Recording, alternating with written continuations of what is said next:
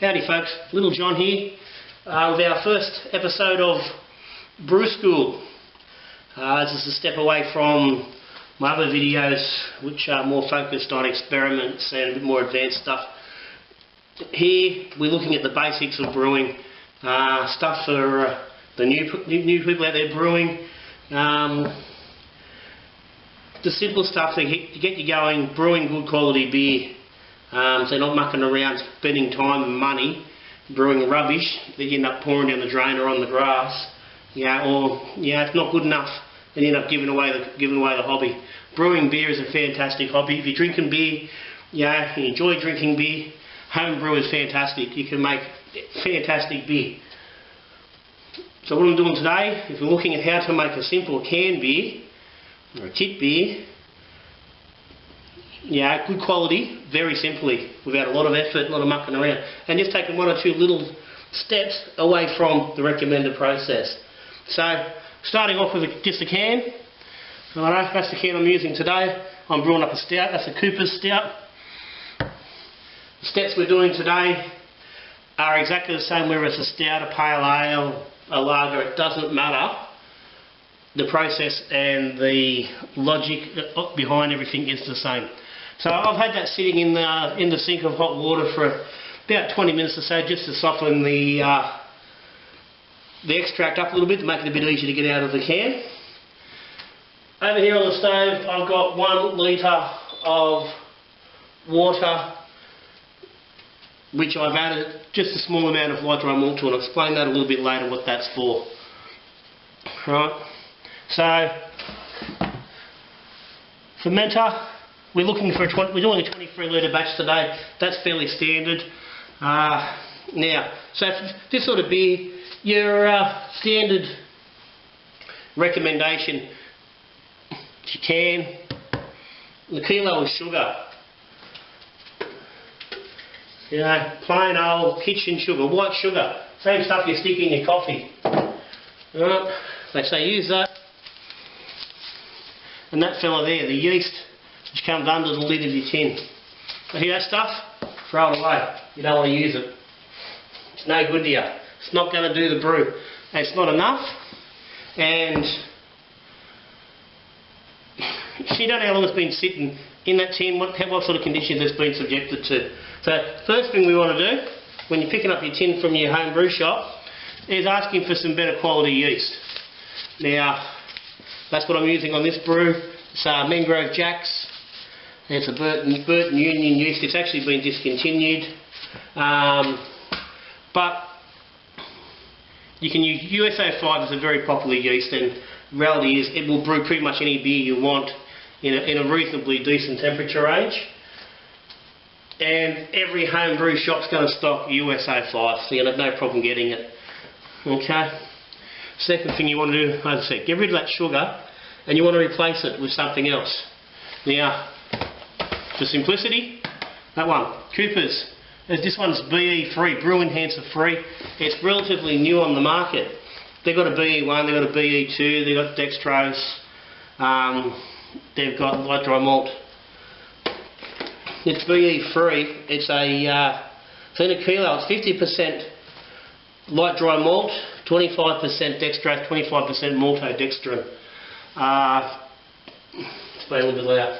The light dry malt is a dry version of exactly what we're making the beer from, malted barley. So it's dry beer. Dextrose is a more refined kind of sugar, and it doesn't create quite the cidery flavours that a white sugar will. Helps boost your alcohol and keeps the body like it's completely fermentable. So a little bit's alright in your brew. You don't want to be using all dextrose. And that's boxes your maltodextrin, which is non-fermentable sugar, which is just there to aid the body in the brew. Not something I particularly like to use normally, but in a stout, that helps to just give that body a little bit more oomph, a little bit more weight to it. Ideally, that's your preferred sugar, light dry malt. A kilo of that added to any tin is going to give you a decent beer with a good yeast and proper fermentation temperatures. Okay? So, That's underway. Now, before we get pouring into the fermenter, the pot I've got over here on the stove, as I said, it's got a litre of water in it, and about 50 grams of light dry malt, just boiled up. So it's mixed up nicely. And what I'm going to add to that is some hops. Now, adding a small amount of hops to your beer really lifts the final product, gives it more flavour, gives it more character, makes it much more interesting. And it takes a simple kit beer up to another level with very, very little effort. Right? So I've just got myself some hops, and you get them, again, you get them from your home brew shop. Yeah, a little pack like that, that's from the country brewer. They come in 60 gram packets down there. Some places do them in 90 or 100 gram packs. Some places you can buy them by the gram. You don't need a lot. You can even get the little tea bags. I try to avoid them just because they're a waste of money. They're high cost. They're not particularly fresh. They're not always kept in the fridge. You want the hops out of the fridge. But anyway, so what I've got 40 grams of Goldings hops, to the Tommy hop, fairly standard, sort of using stouts and porters and pommy pales. And what I'm going to do is I'm going to boil that in this malt mix for 5 minutes. Just going to boil that while we're getting this tin together, and then we're going to add it. So it's nothing difficult. I weighed it out, goes in there.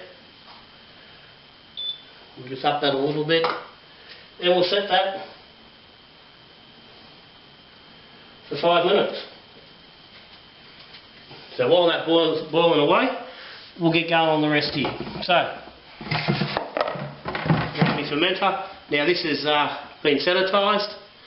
My stirring spoon, which is also sanitised. Anything touching your brew really needs to be sanitised. Cleanliness is super important. So, we'll just crack our can of wort, whichever style we've got.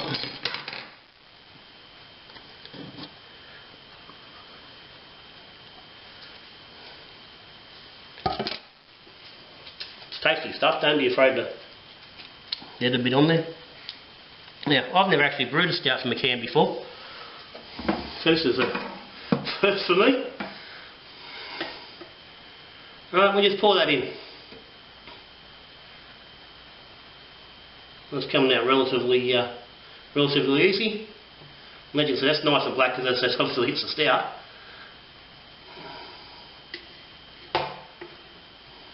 Yeah. We'll get that going. Now,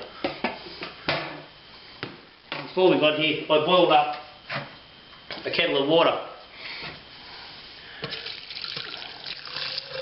And a kettle of water is pretty much the perfect size for filling this tin.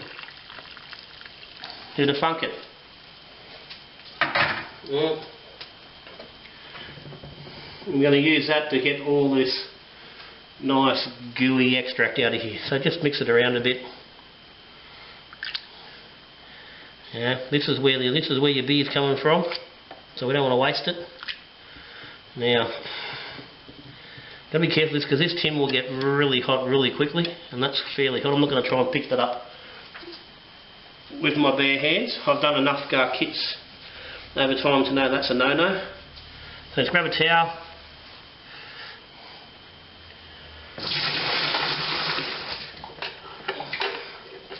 Get that in there.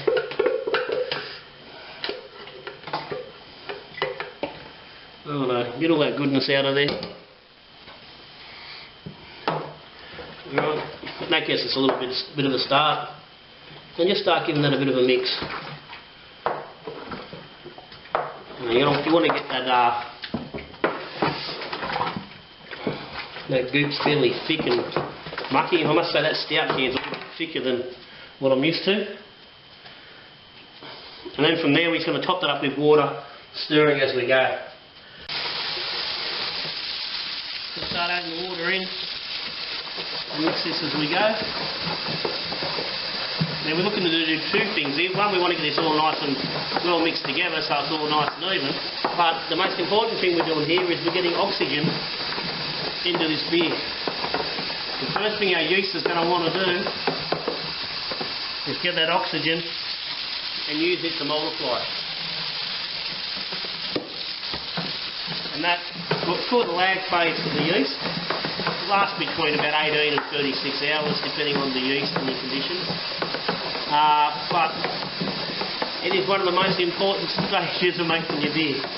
If that doesn't happen effectively, you're not going to get a decent beer at the end of the day. Now there are ways you can add oxygen. You can get oxygen kits where you pour oxygen in. I have an aquarium pump which I can run off all my brews that I normally use. Okay, so now once you've got a bit of a mix in there, before you get it too cool, you want to get your sugars in, your malt, so your BE3. Just pop that in there. Now, some people like to put this in at the very start of the mix and add hot water to it. I find it tends to get really clumpy when you add hot water to it. So I prefer to put it in once you've got a little bit of the mix going on.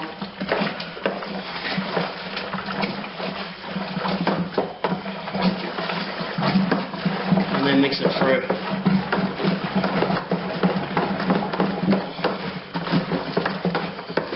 And that's good.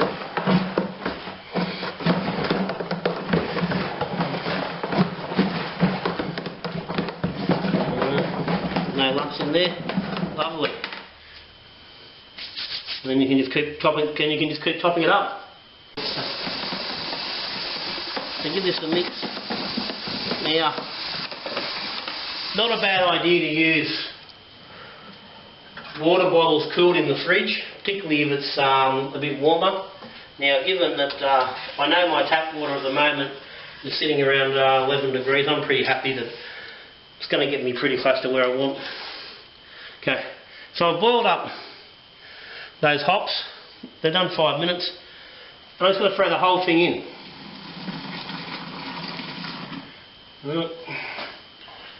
No need to strain it. Just pop it in. The hops are in there. Keep mixing.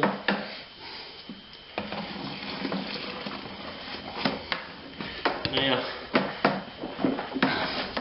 hops are what gives the beer a lot of its flavour. The tins have got bittering hops in them, and they've got to some degree some amount of flavour hops. That little 5 minute boil we've done there is going to release just enough flavour from those hops and a decent amount of nose and aroma will be left in that final beer. Just enough to lift it a little bit. Now, again, it doesn't matter whether you're doing pale ale or a draft or a stout, that process is the same. Small boil with a little bit of malt for about 5 minutes with anywhere from 20 to 50 grams of hops will give you a little bit extra character in your beer, and as you go along and you get used to doing it and working stuff out and what you like, and you add a bit more.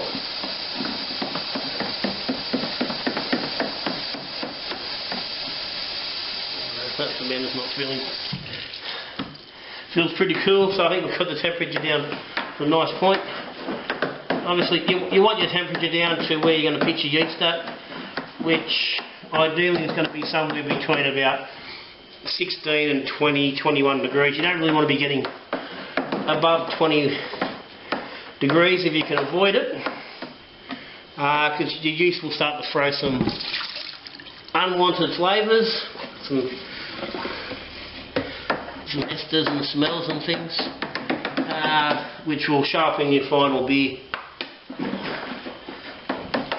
In my opinion, most yeast really performs well between sort of 18 and 20 degrees. Righto, so once you've got them all done, all topped up, good mix of oxygen in there.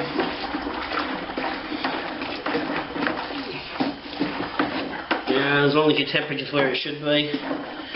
Yeah, that temperature gauge isn't working. I can't tell, but I can feel that it's reasonably cool. But I will be pitching rehydrated yeast onto this. Now, at this point, you can pitch your yeast dry. simply open your packet, sprinkle it all over the top of the wort.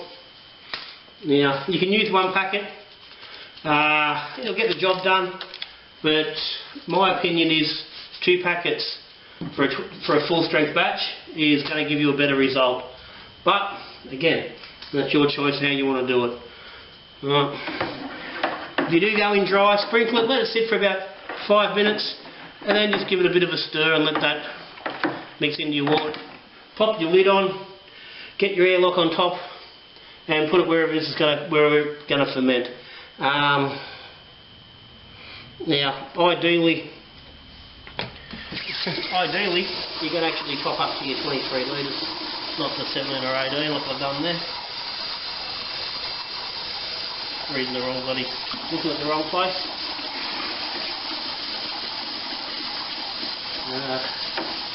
Used to be further down with the photo fermenter. All good. Yeah. So ideally with your yeast, I prefer to rehydrate, and there'll be a video following this one, which will show how that's done.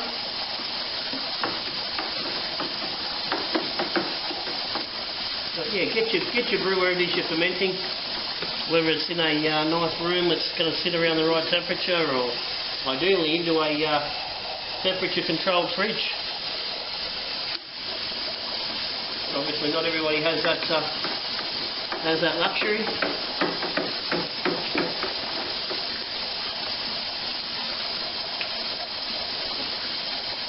Righto, that's just a tad over 22 litres. I'm going to stop there. I'm happy to leave that a little bit lighter. And what that's going to do, that'll just make the beer give it a little bit more body. Not a lot, it's only 1 litre out. It's about 5%. Not even 5% less than what you'd normally have. So, I'm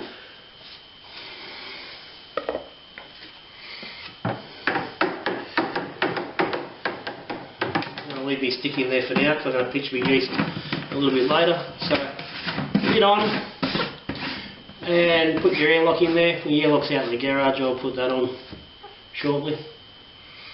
And that's it. It's an easy process. Yeah, only takes about 20 minutes. Half an hour at the outside to get that done, get it on. It's not difficult, it's easy, and that's going to make a good beer. A better beer than your standard kit and sugar and kit yeast with very little extra effort. Of course, you can take it another further steps and adding grain, and more hop, different malts. But when you're starting out and you're just trying to get the process right and get the fermentation under control, you want to keep it nice and easy. And this is an easy way of getting that accomplished without too much drama, without too much effort, too many things to worry about, and still getting your really good beer to finish off with. So that's it. Give it a crack. As I said, it doesn't matter what style you're using, process is the same. There'll be further Brew School videos on rehydrating yeast and other bits and pieces as we go along. So hit the subscribe button down there on the bottom so you get the update when there's a new video up to watch. Ask questions, stick them in the comments. Always happy to answer questions. So that's Brew School for today. So until I see you next time, good brewing.